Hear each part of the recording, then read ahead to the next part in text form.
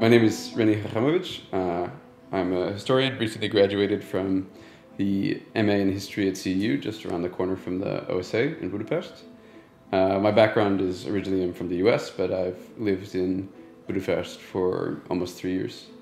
And before studying at CEU, I was a historian of Jewish history, but now I'm moving away from Jewish history, more into the history of the Cold War, US, USSR comparative history, and studying science and science fiction, basically, and that was mostly what I was doing at the OSA.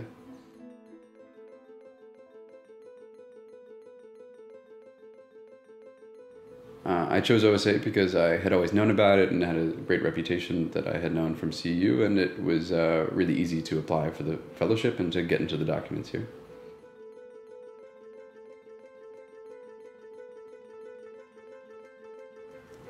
I mostly use collections from Radio Free Europe and the subject files mostly pertaining to the Soviet Union, but also some other countries.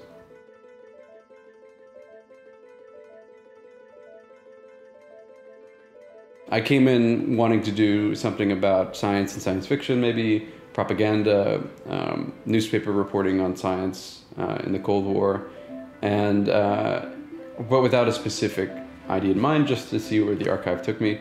And it mostly took me to documents about the space race. And what I discovered was that basically there are two narratives of the space race. And I was totally ignorant of the historiography going in, that in the US and maybe generally in the West, it's called the space race, and it ended with the moon landing, and it has a very specific, coherent, short narrative. And in communist countries, that just wasn't true at all. At least on the level of public discourse, it was represented as the space age, and that it keys into a very different temporal understanding of what the Cold War was, if there even was a Cold War from the perspective of communist countries, and what they imagined the future would be like.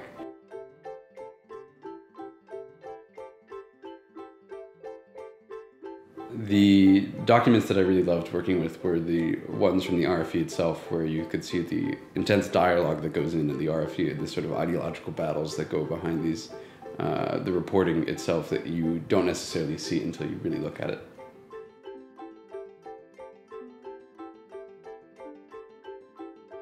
In the short term, I hope to publish a few articles and maybe present them at conferences based on what I've found here at the OSA, but broadly speaking, this would go into my broader dissertation research on the history of the future and utopianism in the Cold War.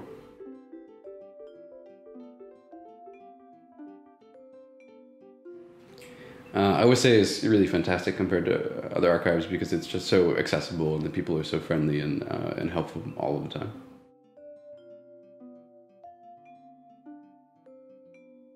I'd recommend the OSA to anyone who's interested in the history of the Cold War, history of Eastern Europe after the post-war period, or even anyone who's interested in the post-socialist transition, which the OSA has a lot of fascinating documents in.